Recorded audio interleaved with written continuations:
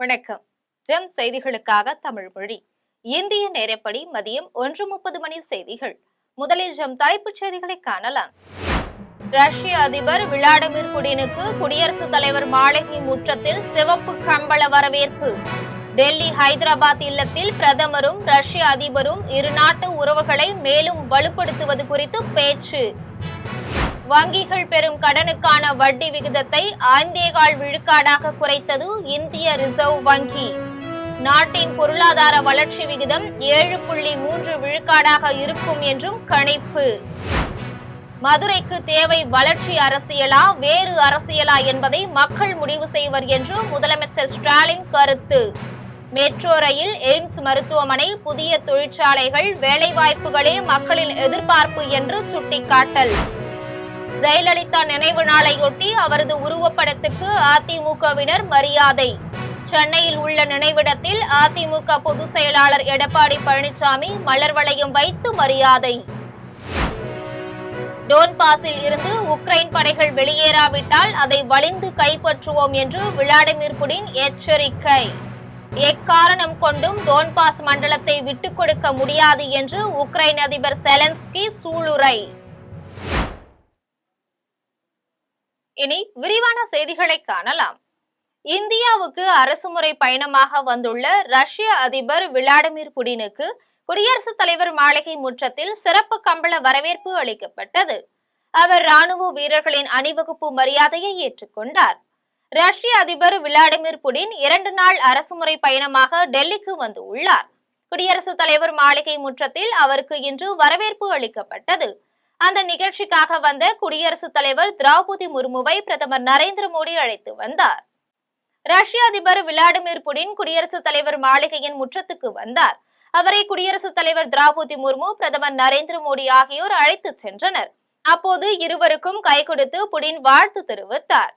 ராணுவ இசைக்குழுவின் இசை முழங்க புடினுக்கு சிவப்பு கம்பள வரவேற்பு அளிக்கப்பட்டது. ராணுவ வீரர்கள் வரிசையாக அணிவகுத்து நின்று வரவேற்றனர்.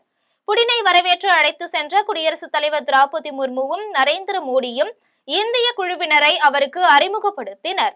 அதேபோல் தன்னுடன் வந்துள்ள ரஷ்ய குழுவினரை இருவருக்கும் புடின் அறிமுகப்படுத்தினார். குடியரசுத் தலைவர், பிரதமர் ஆகியோரிடம் விடைபெற்ற ரஷ்ய அதிபர் விளாடிமிர் புடின் அங்கிருந்து மகாத்மா காந்தி நினைவிடத்துக்கு புறப்பட்டு சென்றார். டெல்லி ராஜ்காட்டில் உள்ள மகாத்மா காந்தி நினைவிடத்தில் ரஷ்ய அதிபர் விளாடிமிர் புடின் மலர் வளையம் வைத்தும் மலர் தூவியும் மரியாதை செலுத்தினார். மகாத்மா காந்தி நினைவிடத்தில் உள்ள குறிப்பேட்டில் விளாடிமிர் புடின் கையொப்பமிட்டார். பிரதமர் நரேந்திர மோடியும் ரஷ்ய அதிபர் விளாடிமிர் புடினும் டெல்லி ஹைதராபாத் இல்லத்தில் சந்தித்து பேசினர். இரு நாடுகளிடையே வணிகம், பாதுகாப்பு, தொழில்நுட்பம் உள்ளிட்ட பல்வேறு துறைகளில் உள்ள உறவுகளையும் ஒத்துழைப்பையும் மேலும் வலுப்படுத்துவது குறித்து இரு நாட்டு தலைவர்களும் விரிவாக பேச்சு நடத்தினர். வங்கிகள் பெறும் கடனுக்கான வட்டி விகிதத்தை 5.5 விழுக்காட்டில் இருந்து 5.25 விழுக்காடாக இந்திய ரிசர்வ் வங்கி குறைத்து உள்ளது. பண கொள்கைக்கான குழு எடுத்த முடிவுகளை மும்பையில் இந்திய ரிசர்வ் வங்கி ஆளுநர் சஞ்சய் மல்கோத்ரா அறிவித்தார். அப்போது வங்கிகள் ரிசர்வ் வங்கியில் பெறும் கடனுக்கான வட்டி விகிதம் 5.5 விழுக்காட்டில் இருந்து 5.25 விழுக்காடாக குறைக்கப்படுவதாக தெரிவித்தார். அது மட்டுமல்லாமல் 1 லட்சம் கோடி ரூபாய்க்கு அரசின் கடன் பத்திரங்களை வாங்கவும், டாலர் ரூபாய் வாங்கி விற்கும் முறையில் 500 கோடி டாலரை வாங்கவும் தீர்மானித்து உள்ளதாக சஞ்சய் மல்கோத்ரா தெரிவித்தார். கடந்த 6 காலாண்டுகளில் இல்லாத அளவு அதிகமாக இந்த நிதியாண்டின் 2வது காலாண்டில் 8.2 விழுக்காடாக உள்ளதாகவும், இதனால் இந்த நிதியாண்டில் நாட்டின் பொருளாதார வளர்ச்சி விகிதம் 7.3 விழுக்காடாக இருக்கும் என்றும் கணித்து உள்ளதாகவும் ஆளுநர் சஞ்சய் மல்கோத்ரா குறிப்பிட்டார். மாமதுரைக்கு தேவை வளர்ச்சி அரசியலா அல்லது வேறு அரசியலா என்பதை மக்கள் முடிவு செய்வார்கள் என்று தமிழக முதலமைச்சர் மு க ஸ்டாலின் தெரிவித்துள்ளார். திருப்பரங்குன்றத்தின் உச்சியில் உள்ள விளக்கு தூணில் தீபம் ஏற்றலாம் என்று உயர்நீதிமன்ற மதுரை கிளை உத்தரவிட்டு உள்ளது. இதை எதிர்த்த தமிழ்நாடு அரசின் மேல்முறையீட்டு மனுவை தள்ளுபடி செய்ததுடன் மாவட்ட ஆட்சியர் பிறப்பித்த தடை உத்தரவையும் ரத்து செய்து உள்ளது. இதையடுத்து உயர்நீதிமன்ற தீர்ப்பை எதிர்த்து உச்சநீதிமன்றத்தில் தமிழக அரசு சார்பில் மேல்முறையீடு செய்யப்பட்டு உள்ளது. இந்நிலையில் இன்று தமிழக முதலமைச்சர் எக்ஸ் தளத்தில் விடுத்துள்ள பதிவில், மாமதுரைக்கு தேவை வளர்ச்சி அரசியலா அல்லது வேறு அரசியலா என்பதை மக்கள் முடிவு செய்வார்கள் என்று தெரிவித்துள்ளார். மெட்ரோ ரயில், எய்ம்ஸ் மருத்துவமனை, புதிய தொழிற்சாலைகள், வேலை வாய்ப்புகள் இவைதான் மாமதுரையின் வளர்ச்சிக்காக அங்கு வாழும் மக்கள் கேட்பது என்று அவர் குறிப்பிட்டுள்ளார். ஜெயலலிதா நினைவு நாளையொட்டி சென்னை மெரினா கடற்கரையில் உள்ள அவரது நினைவிடத்தில் அதிமுக பொதுச் செயலாளர் எடப்பாடி பழனிசாமி மலர் வளையம் வைத்து மரியாதை செலுத்தினார். தமிழ்நாட்டின் முன்னாள் முதலமைச்சர் ஜெயலலிதாவின் நினைவு நாள் இன்று கடைபிடிக்கப்படுகிறது. இதையொட்டி தமிழ்நாடு முழுவதும் அதிமுகவினர் ஜெயலலிதா உருவப்படத்துக்கு மலர் தூவி மரியாதை செலுத்தினர். இதேபோல் சென்னை மெரினா கடற்கரையில் உள்ள ஜெயலலிதா நினைவிடத்தில் அதிமுக பொதுச் செயலாளர் எடப்பாடி பழனிசாமி, முன்னாள் அமைச்சர் ஜெயக்குமார் உள்ளிட்டோர் மலர் வளையம் வைத்தும் மலர் தூவியும் மரியாதை செலுத்தினர். டோன்பாஸில் இருந்து உக்ரைன் படைகளை விலக்கிக் கொள்ள வேண்டும் என்றும், இல்லாவிட்டால் ரஷ்யா அதை வலிந்து கைப்பற்றும் என்றும் ரஷ்ய அதிபர் விளாடிமிர் புடின் எச்சரித்து உள்ளார். உக்ரைன் ரஷ்யா இடையேயான போரை நிறுத்தி அங்கு அமைதி நிலவ செய்வதற்காக அமெரிக்க அதிபர் டொனால்ட் ட்ரம்ப் ஒரு திட்டத்தை தயாரித்து உள்ளார். இது குறித்து இரு நாடுகளின் தலைவர்களுடன் ஒரு சுற்று பேச்சு முடிவடைந்த நிலையில் அமெரிக்காவின் மியாமியில் உக்ரைன் நேற்று 2ஆம் சுற்று பேச்சு நடைபெற்றது. இந்நிலையில் இந்தியா வந்துள்ள ரஷ்ய அதிபர் விளாடிமிர் புடின் உக்ரைன் விவகாரம் குறித்து பேசியுள்ளார். அப்போது டோன்பாஸில் இருந்து உக்ரைன் படைகளை விலக்கிக் கொள்ள வேண்டும் என்றும், இல்லாவிட்டால் ரஷ்யா அதை வலிந்து கைப்பற்றும் என்றும் எச்சரித்தார். உக்ரைனில் ரஷ்யா படையெடுப்பை தொடங்கி 3 ஆண்டுகள் ஆகும் நிலையில் அந்த நாட்டின் கிழக்கில் ரஷ்ய எல்லையில் உள்ள டோன்பாஸ் மண்டலத்தில் 85 விழுக்காடு பகுதிகளை கைப்பற்றியுள்ளது குறிப்பிடத்தக்கது. இதனிடையே எக்காரணம் கொண்டும் டோன்பாஸ் மண்டலத்தை விட்டுக் கொடுக்க முடியாது என்று உக்ரைன் அதிபர் செலஸ்கி கூறியுள்ளார். திருவொற்றியூர் தியாகராஜ சுவாமி ஆதிபுரீஸ்வரர் வடிவுடை அம்மன் கோவிலில் தமிழக முதலமைச்சரின் துணைவியார் துர்கா சாமி தரிசனம் செய்தார். சென்னை திருவொற்றியூரில் தியாகராஜ சுவாமி ஆதிபுரீஸ்வரர் வடிவுடையம்மன் கோவிலில் கார்த்திகை பௌர்ணமி தினத்தை முன்னிட்டு 3 நாட்கள் கவசம் இல்லாமல் சுயம்புவாக தோன்றிய ஆதிபுரீஸ்வரர் பக்தர்களுக்கு காட்சியளித்தார். இந்நிகழ்வில் தமிழக முதலமைச்சரின் துணைவியார் துர்கா, இந்து சமய அறநிலையத்துறை அமைச்சர் சேகர் பாபு மற்றும் சென்னை மாவட்ட ஆட்சியர் ரஷ்மி சித்தார்த் ஜகடே குடும்பத்துடன் வந்து சாமி தரிசனம் செய்தனர். இதைத் தொடர்ந்து தியாகராஜ சுவாமி பல்லக்கில் எழுந்தருளி வடிவுடையம்மன் ஊர்வலம் நடைபெற்றது. இதன் பின்னர் வெளிப்பிரகாரத்தில் சொக்கப்பனை கொளுத்தப்பட்டது. இக்கோவிலில் ஆண்டுக்கு 3 தினங்கள் மட்டுமே கவசம் இன்றி சுவாமியை தரிசிக்க முடியும் என்பதால் பக்தர்கள் தமிழகம் முழுவதும் இருந்து ஏராளமானோர் வருகை தந்தனர். இதைத் தொடர்ந்து காவல்துறையினர் தீவிர பாதுகாப்பு ஏற்பாடுகளை மேற்கொண்டு வருகின்றனர். மதுரவாயலில் அதிமுக சார்பில் ஜெயலலிதாவின் 9ஆம் ஆண்டு நினைவு நாள் அனுசரிக்கப்பட்டது. திருவள்ளூர் மாவட்டம் மதுரவாயலில் திருவள்ளூர் மத்திய மாவட்ட அதிமுக சார்பில் ஜெயலலிதாவின் 9ஆம் ஆண்டு நினைவு நாள் நிகழ்ச்சி நடைபெற்றது. இந்நிகழ்ச்சியில் அதிமுக முன்னாள் அமைச்சர் பெஞ்சமின் கலந்து கொண்டு ஜெயலலிதாவின் படத்திற்கு மலர் தூவி மரியாதை செலுத்தினார். இதில் ஏராளமான அதிமுக கட்சி நிர்வாகிகள் பங்கேற்றனர். இந்திய வரலாற்றிலேயே மிக மோசமான ஆளுநர் இவர் ஒருவர் மட்டும்தான் என்று திராவிடர் கழக தலைவர் வீரமணி தெரிவித்துள்ளார். சென்னை எழும்பூர் ராஜரத்தினம் மைதானம் அருகே திராவிடர் கழகத்தின் சார்பில் தமிழக ஆளுநர் ஆர்.என். ரவியின் அவதூறு பிரச்சாரத்தை கண்டித்து திராவிடர் கழக தலைவர் வீரமணி தலைமையில் ஆர்ப்பாட்டம் நடைபெற்றது. ஆர்ப்பாட்டத்தில் திமுகவினர், சிபிஎம், மதிமுக, விசிக, தமுமுக, சிபிஐ உள்ளிட்ட தோழமை கட்சியினர் பங்கேற்று தமிழக ஆளுநருக்கு எதிராக கண்டன கோஷங்களை எழுப்பினர். தொடர்ந்து திராவிட கழக தலைவர் வீரமணி பேசிய போது, ஆளுநர் பதவி என்பது டெல்லி அரசாங்கத்தின் சிஐடி ஏஜென்ட். ஆனால் ஆளுநரை ஒரு கருவியாக பயன்படுத்தி போட்டி அரசை நடத்தி RSS பிரச்சாரத்தை நடத்துகிறார்கள். மேலும் இந்திய வரலாற்றிலேயே மிக மோசமான ஆளுநர் இவர் ஒருவர் மட்டும்தான் என்று தெரிவித்தார். உலக மாற்றுத்திறனாளிகள் தினத்தையொட்டி நடைபெற்ற பல்வேறு போட்டிகளில் வெற்றி பெற்ற மாற்றுத்திறனாளிகளுக்கு மாவட்ட ஆட்சியர் சான்றிதழ்கள் வழங்கி கௌரவித்தார். கன்னியாகுமரி மாவட்ட ஆட்சியர் அலுவலகத்தில் மாவட்ட ஆட்சியர் அழகு மீனா தலைமையில் உலக மாற்றுத்திறனாளிகள் தினத்தை முன்னிட்டு மாவட்ட அளவில் பல்வேறு போட்டிகள் நடைபெற்றது. இந்த போட்டிகளில் மாற்றுத்திறனாளிகள் பங்கேற்று தங்களின் திறமைகளை வெளிப்படுத்தினர். தொடர்ந்து போட்டிகளில் வெற்றி பெற்றவர்களுக்கு மாவட்ட ஆட்சியர் பாராட்டு சான்றிதழ்கள் மற்றும் பரிசுகளை வழங்கி கௌரவித்தனர். பின்னர் மாற்றுத்திறனாளி குழந்தைகளுடன் கேக் வெட்டி சிறப்பு கொண்டாட்டம் நடைபெற்றது. மேலும் அவர்களுக்கான பல நலத்திட்ட உதவிகளும் வழங்கப்பட்டன. மகளிர் நலன் மருத்துவம் குறித்த விழிப்புணர்வு தற்போது அதிகம் தேவைப்படுவதாக பிரபல மகளிர் நல மருத்துவர் மிருதுவாஷினி கோவிந்தராஜன் தெரிவித்துள்ளார். கோவை மாவட்டம் விமன்ஸ் சென்டர் பை மதர்ஹுட் மருத்துவமனையின் குழந்தைகளுக்கான பிரத்யேக மருத்துவ மையம் திறப்பு விழா நடைபெற்றது. இதில் இந்தியாவில் மகளிர் நலன் மருத்துவத்தில் பிரபலமான மூத்த மருத்துவர் மிருதுபாஷினி கோவிந்தராஜன் புதிய மையத்தை திறந்து வைத்து பேசினார். அப்போது தற்போது இளம் தாய்மார்களுக்கு குழந்தைகள் நலன் குறித்த விழிப்புணர்வு அதிகம் தேவைப்படுவதாக தெரிவித்தார். இதைத் தொடர்ந்து குழந்தைகள் நலன் மையங்கள் வரும் காலங்களில் அதிகரிக்க வாய்ப்புள்ளதாக கூறினார். இதையடுத்து மாறிவரும் உணவு பழக்கம், வேலை பளு காரணமாக பெண்கள் உடல் சார்ந்து பல்வேறு பிரச்சனைகளை எதிர்கொள்வதாக தெரிவித்தார். 50 மெனபாஸ் குறையும் பொழுது அவங்களுக்கு ஒரு ஸ்பெஷல் கேர் தேவைப்படுது. இந்த மாதிரி நிறைய துறைகளில் ஸ்பெஷல் கேர் தேவைப்படுற துறைகள் விமன்ஸ் ஹெல்த் கேர்லேயே நிறைய இருக்குது. அதை முழுமையாக பண்ணணுங்கிற ஒரு நோக்கத்தோட அதுவும் ஆரம்பிக்கிறோம். இன்றைக்கி ஸ்பெஷல்டிஸ் செக்ஷன் ஆஃப் விமன் சென்டர் அதுவும் இன்றைக்கி ஆரம்பிக்கிறோம். யாருக்கு வேணால் இருக்கலாம் சார். திருக்கோவிலூரில் துணை முதல்வர் உதயநிதியின் பிறந்தநாளை முன்னிட்டு இரத்த தான முகாம் நடைபெற்றது. விழுப்புரம் மாவட்டம் திருக்கோவிலூர் நகராட்சியில் நடைபெற்ற இரத்த தான முகாமை திமுக மாவட்ட கழக பொறுப்பாளர் கௌதம சிகாமணி பங்கேற்று முதல் நபராக இரத்த தானம் வழங்கி முகாமை தொடக்கி வைத்தார்.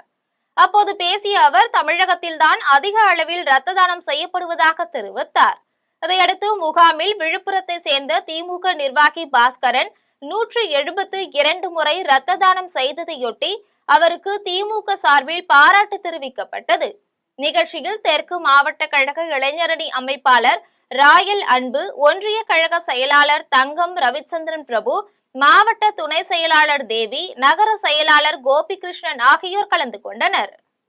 ஆண்டிப்பட்டியில் உள்ள தனியார் பொறியியல் கல்லூரியில் பள்ளி மாணவர்களுக்கு இடையேயான மாநில அளவிலான விளையாட்டுப் போட்டிகளில் வெற்றி பெற்ற அணிகளுக்கு கல்லூரி நிர்வாகம் சார்பில் கோப்பைகள் வழங்கப்பட்டது.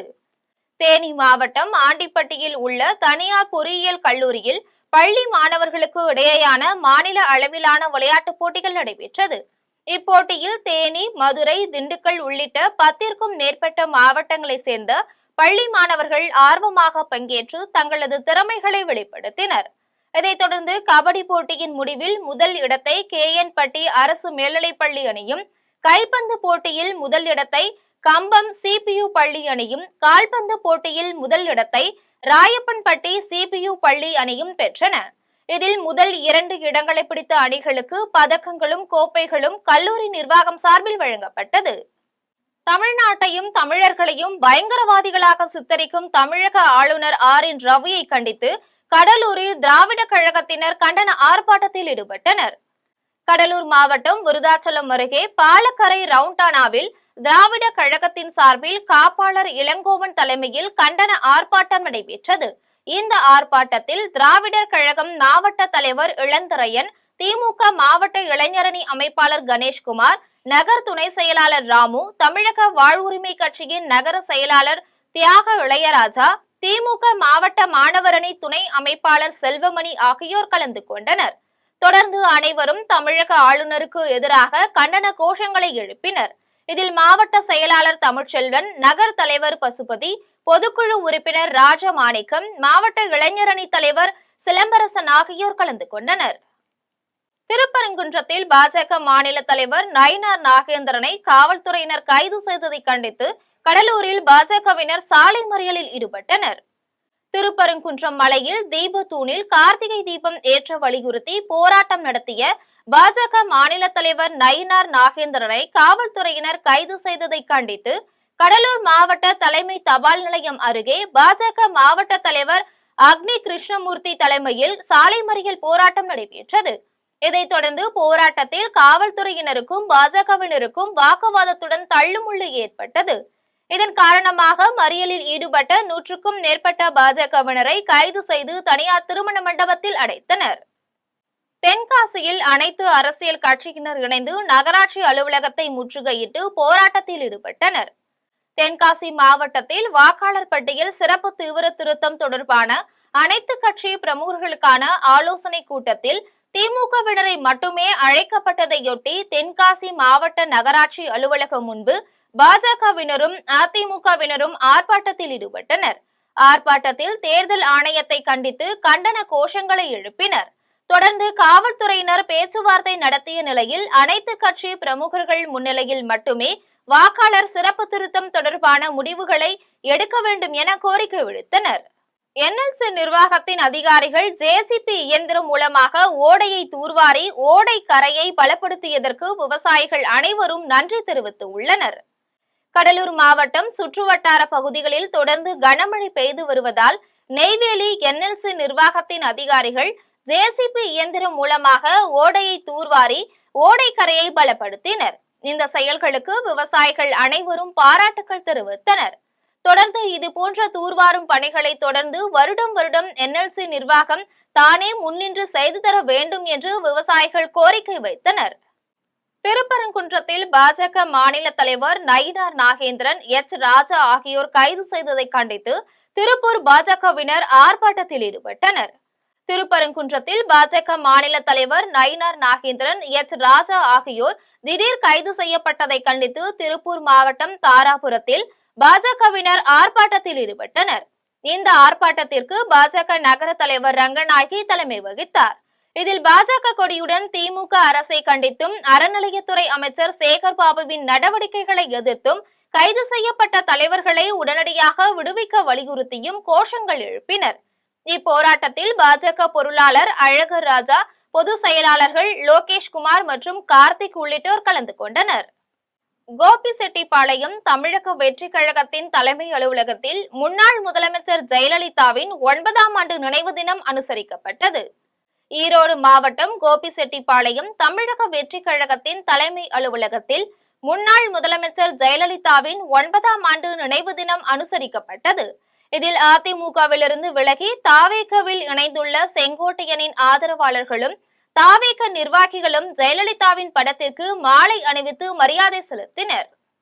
பூண்டி சத்தியமூர்த்தி நீர்த்தேக்கத்திலிருந்து 500 கன அடி உபரி நீர் வெளியேற்றப்பட்டு உள்ளது. திருவள்ளூர் மாவட்டத்தில் வடகிழக்கு பருவமழை மற்றும் டிட்வா புயல் காரணமாக அனைத்து நீர்நிலைகளும் நிரம்பியது.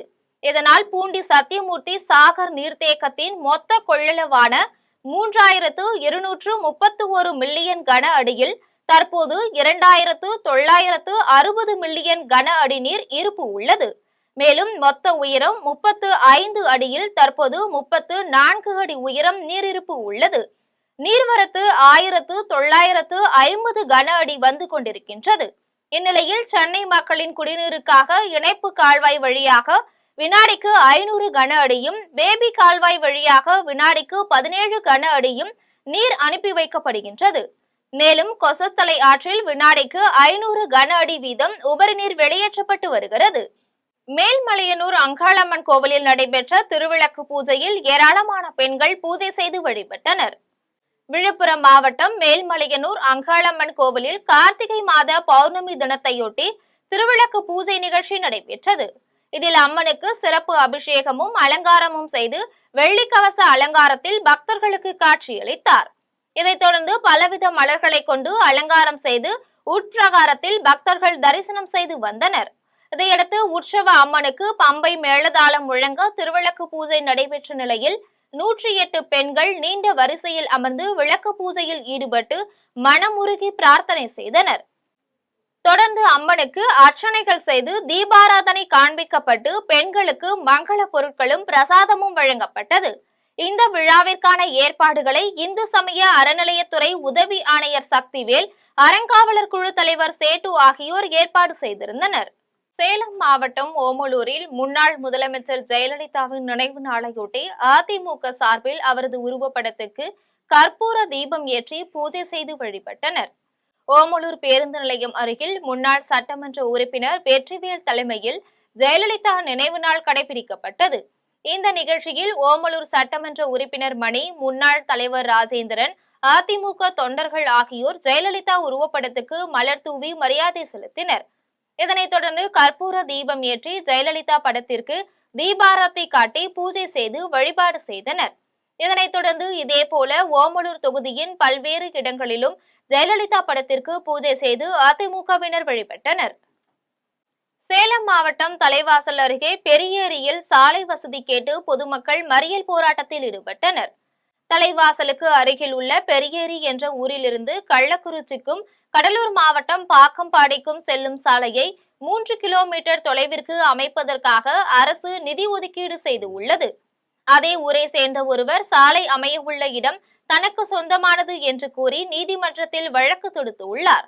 இதையடுத்து தார் சாலை அமைக்கும் பணி நடைபெறாததால் மக்கள் பேரூராட்சி அலுவலகத்தில் புகார் அளித்தனர். ஆனால் அரசு எந்த நடவடிக்கையும் எடுக்காததால் மக்கள் சாலை மறியலில் ஈடுபட்டனர். இதுகுறித்து தகவல் அறிந்து வந்த காவல்துறையினர் மறியலில் ஈடுபட்டவர்களுடன் பேச்சு நடத்தி உரிய நடவடிக்கை எடுக்கப்படும் என உறுதியளித்தனர். இதையடுத்து போராட்டக்காரர்கள் அங்கிருந்து கலைந்து சென்றனர். பெருந்தலைவர் காமராஜர் பற்றி அவதூறான கருத்துக்களை தெரிவித்துள்ள யூடியூபர் முக்தாரை கைது செய்ய கோரி கோபிசெட்டிப்பாளையம் காவல் நிலையத்தில் நாட்டார் சங்கத்தை சேர்ந்த நிர்வாகிகள் புகார் அளித்துள்ளனர்.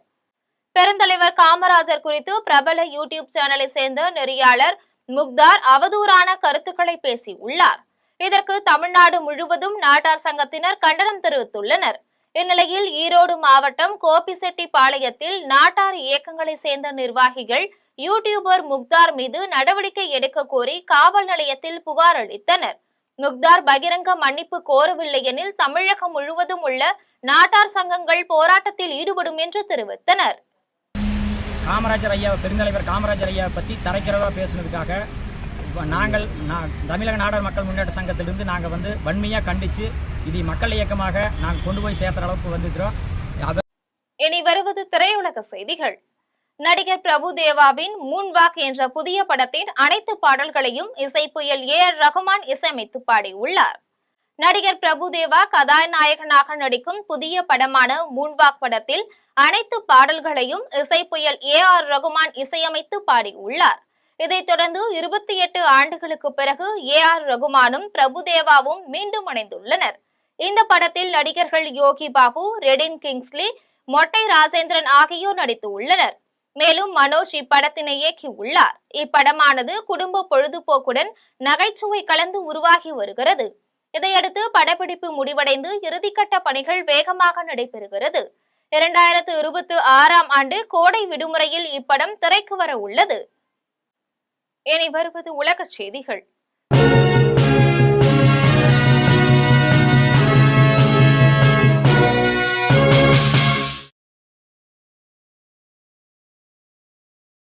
தெற்காசியாவில் தொடர்ந்து பெய்த கனமழையினால் 1500க்கும் மேற்பட்டோர் உயிரிழந்துள்ளனர். தெற்கு ஆசியாவின் இந்தோனேஷியா, இலங்கை, பிலிப்பீன்ஸ், மலேசியா, வியட்நாம், தாய்லாந்து ஆகிய நாடுகளில் கடந்த வாரம் ஏற்பட்ட கனமழை, வெள்ளம், நிலச்சரிவுகளில் உயிரிழந்தவர்களின் எண்ணிக்கை 1500க்கும் மேலாக உயர்ந்து உள்ளது. இதில் இந்தோனேஷியாவில் 744 பேரும், இலங்கையில் 465 பேரும், தாய்லாந்தில் 181 பேரும், பிலிப்பைன்ஸில் 242 பேரும், வியட்நாமில் 90 பேரும், மலேசியாவில் 3 பேரும் உயிரிழந்துள்ளனர். மேலும் 800க்கும் மேற்பட்டோர் காணவில்லை என்பது குறிப்பிடத்தக்கது. இனி வருவது விளையாட்டுச் செய்திகள்.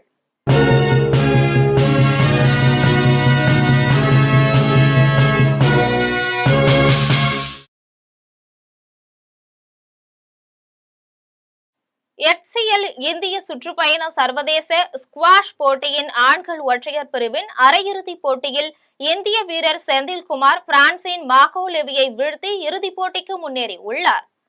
தமிழகத்தில் உள்ள சென்னை நேரு பார்க்கில் HCL இந்திய சுற்றுப்பயண சர்வதேச ஸ்குவாஷ் போட்டியின் ஆண்கள் ஒற்றையர் பிரிவின் அரையிறுதிப் போட்டி நடைபெற்றது. இதில் இந்திய வீரரான தமிழகத்தை சேர்ந்த வேலவன் செந்தில்குமார் பிரான்சின் மாகோ லெவியுடன் மோதினார். இந்த போட்டியில் சிறப்பாக விளையாடிய செந்தில்குமார் 3-1 என்ற செட் கணக்கில் பிரான்சின் மாகோ லெவியை வீழ்த்தி இறுதிப் போட்டிக்கு முன்னேறினார்.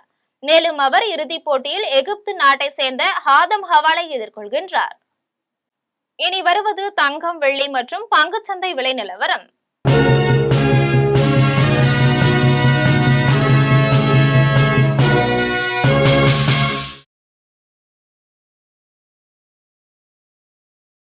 சென்னையில் ஆபரண தங்கம் என்று ஒரு சவரன் 96,000 ரூபாய்க்கு விற்பனை செய்யப்படுகின்றது. சென்னையில் இன்று ஆபரண தங்கத்தின் விலை கிராமுக்கு 20 ரூபாய் குறைந்து 12,000 ரூபாய்க்கு விற்பனை செய்யப்படுகின்றது. மேலும் ஒரு சவரன் 160 ரூபாய் குறைந்து 96,000 ரூபாய்க்கு விற்பனை செய்யப்படுகிறது. 24 கேரட் தூய தங்கம் ஒரு சவரன் 1,04,728 ரூபாய்க்கு விற்பனை செய்யப்படுகிறது. மேலும் 1 கிராம் வெள்ளி 196 ரூபாய்க்கும் 1 கிலோ வெள்ளி 1,96,000 ரூபாய்க்கும் விற்பனை செய்யப்படுகிறது. இந்திய பங்குச்சந்தைகளில் வணிகம் இன்று உயர்வுடன் காணப்படுகின்றது. மும்பை பங்குச்சந்தை பங்கு விலை குறியீட்டு எண் சென்செக்ஸ் 340 புள்ளிகள் அதிகரித்து 85,605 புள்ளிகளில் வணிகமாகிறது. தேசிய பங்குச்சந்தை பங்கு விலை குறியீட்டு எண் நிப்டி 101 புள்ளிகள் அதிகரித்து 26,135 புள்ளிகளில் வணிகமாகிறது. மீண்டும் ஜம் தலைப்புச் செய்திகள். ரஷ்ய அதிபர் விளாடிமிர் புடினுக்கு குடியரசுத் தலைவர் மாளிகை முற்றத்தில் சிவப்பு கம்பள வரவேற்பு. டெல்லி ஹைதராபாத் இல்லத்தில் பிரதமரும் ரஷ்ய அதிபரும் இருநாட்டு உறவுகளை மேலும் வலுப்படுத்துவது குறித்து பேச்சு. வங்கிகள் பெறும் கடனுக்கான வட்டி விகிதத்தை 5.25 விழுக்காடாக குறைத்தது இந்திய ரிசர்வ் வங்கி. நாட்டின் பொருளாதார வளர்ச்சி விகிதம் 7.3 விழுக்காடாக இருக்கும் என்றும் கணிப்பு. மதுரைக்கு தேவை வளர்ச்சி அரசியலா வேறு அரசியலா என்பதை மக்கள் முடிவு செய்வர் என்று முதலமைச்சர் ஸ்டாலின் கருத்து. மெட்ரோ ரயில், எய்ம்ஸ் மருத்துவமனை, புதிய தொழிற்சாலைகள், வேலைவாய்ப்புகளே மக்களின் எதிர்பார்ப்பு என்று சுட்டிக்காட்டல். ஜெயலலிதா நினைவு நாளையொட்டி அவரது உருவப்படத்துக்கு அதிமுகவினர் மரியாதை. சென்னையில் உள்ள நினைவிடத்தில் அதிமுக பொதுச் செயலாளர் எடப்பாடி பழனிசாமி மலர் வளையம் வைத்து மரியாதை. டோன்பாஸில் இருந்து உக்ரைன் படைகள் வெளியேறாவிட்டால் அதை வலிந்து கைப்பற்றுவோம் என்று விளாடிமிர் புடின் எச்சரிக்கை. எக்காரணம் கொண்டும் டோன்பாஸ் மண்டலத்தை விட்டுக் கொடுக்க முடியாது என்று உக்ரைன் அதிபர் செலன்ஸ்கி சூளுரை. இத்துடன் ஜெம் செய்திகள் நிறைவடைகின்றன. மீண்டும் செய்திகள் மாலை 6 மணிக்கு. உடனுக்குடன் செய்திகளை காண GemLive.tv என்ற இணையதளத்தில் இணைந்திருங்கள். நன்றி, வணக்கம்.